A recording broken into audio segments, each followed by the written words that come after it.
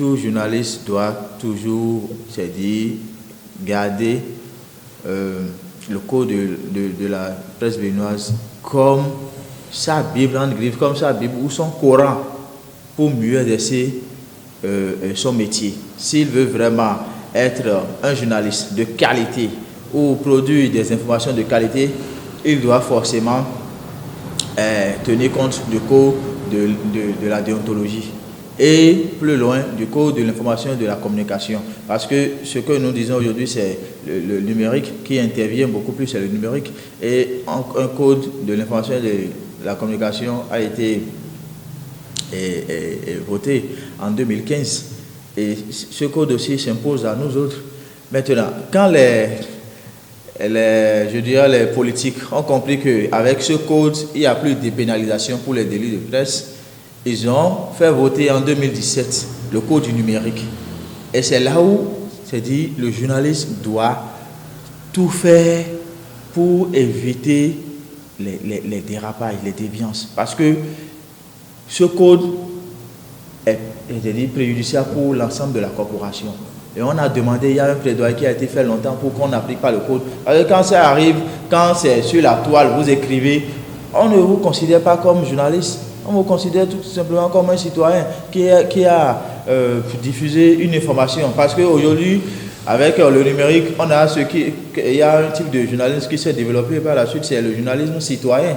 C'est-à-dire, je suis un simple citoyen, je suis témoin d'un fait. Je peux relater, j'envoie, je balance ça sur les réseaux sociaux. Et à partir de là, le journaliste, et c'est là où il y a la différence entre celui qui est journaliste professionnel et celui qui est journaliste citoyen. Le journaliste professionnel, lui, il a, c'est-à-dire des normes à suivre.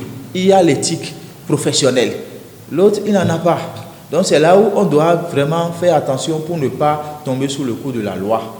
Parce que quand on applique le code du numérique, c'est-à-dire le journaliste ira en prison. Là, il n'y a rien à faire. S'il faute là, il ira en prison.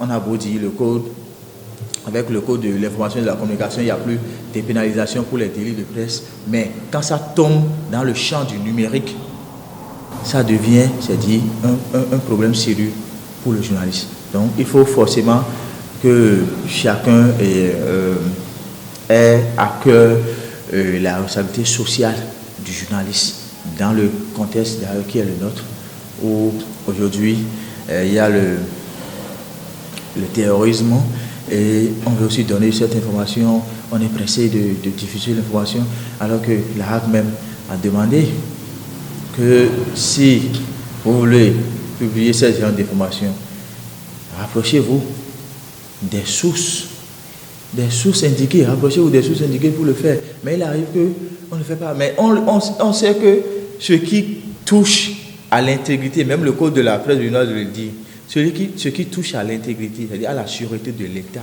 sont des informations qu'il faut prendre avec beaucoup de pincettes. Il faut émettre au besoin certaines réserves. Vous, en tant que média, vous diffusez l'information, vous écrivez, vous diffusez que voilà, il y a eu une attaque terroriste dans le nord du Bénin qui a fait tel nombre de victimes, alors que les sources officielles même n'ont encore rien dit. C'est que eux, ça leur profite. Ça leur profite, ils vont dire, même sans aller rendre compte, c'est-à-dire les commanditaires sont déjà informés que le travail était bien fait. Donc, c'est là où on doit faire, c'est-à-dire très attention pour ne pas, c'est-à-dire embraser. Et ça crée quoi? Ça crée aussi la psychose dans la population. Quand les gens apprennent ces genre d'informations, c'est la panique générale. Les gens se disent, mais est-ce qu'il ne faut pas fuir telle région, il ne faut pas fuir telle région. Donc, il faut forcément que notre devoir de journaliste, c'est-à-dire s'accomplisse dans les normes et c'est-à-dire avec rigueur, éthique et éthique professionnelle.